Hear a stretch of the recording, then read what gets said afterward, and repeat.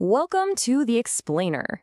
So today we're talking about a real giant of history, but probably not in the way you're used to hearing about him. I'm talking about John Calvin.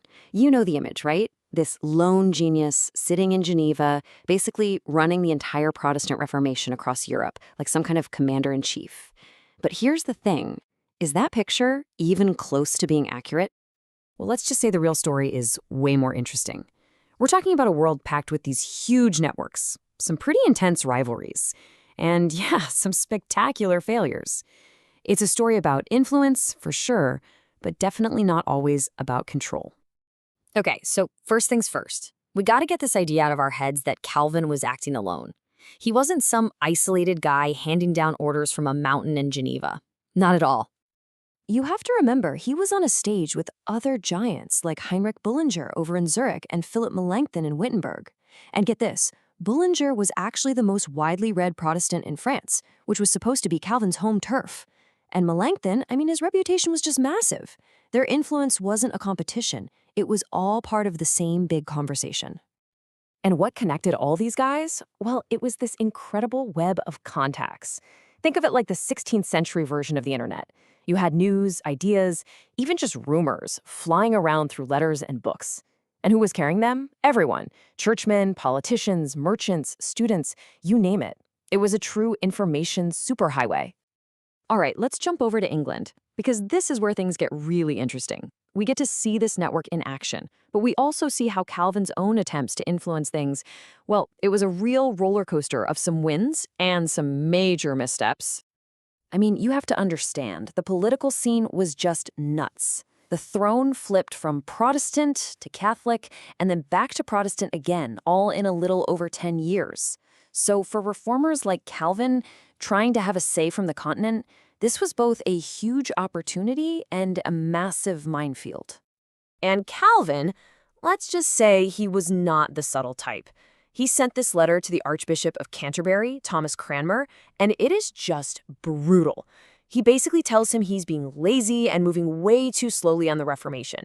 Can you imagine the directness, the sheer nerve to talk to someone that powerful like that? It's incredible. And he got just as mad when he heard that English exiles over in Frankfurt were squabbling with each other about, of all things, church services. For Calvin, this was just infuriating.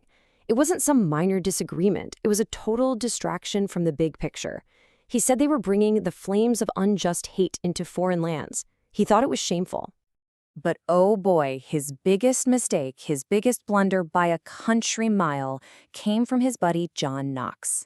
So Knox publishes this pamphlet attacking women rulers, and he does it just as Queen Elizabeth I, a Protestant queen, is coming to the throne.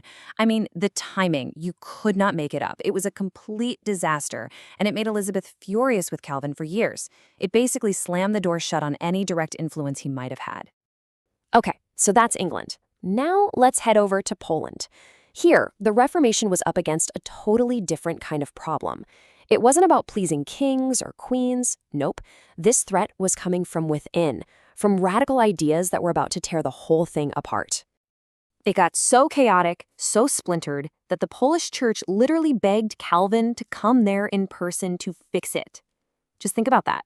They were so desperate, they wanted him to drop everything and come sort them out.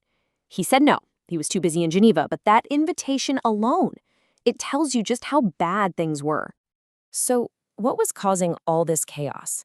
A big part of it was this idea called anti-Trinitarianism. And what's that? Well, it's a belief that rejects the idea that Christ is divine. For Calvin and the other major reformers, this wasn't just a small disagreement. This was a heresy that they believed struck at the very heart of Christianity.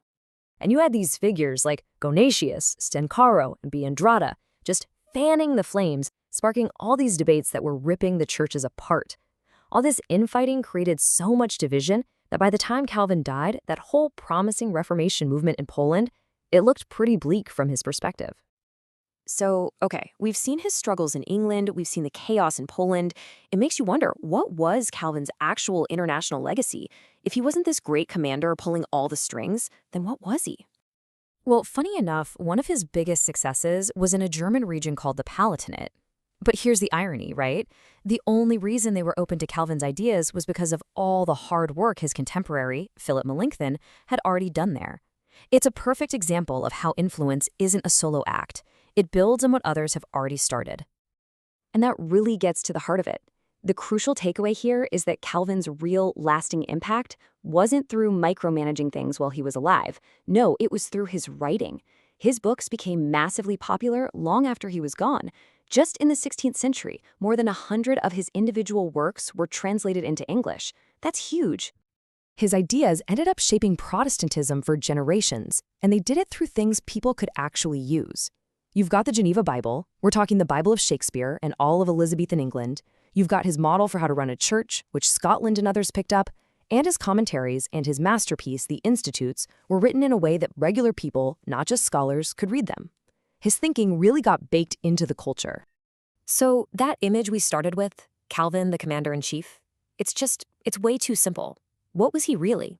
He was a mentor, an advisor, a really, really passionate letter writer, and yeah, sometimes a political train wreck. His story is just such a great reminder that history and influence, they're never a straight line.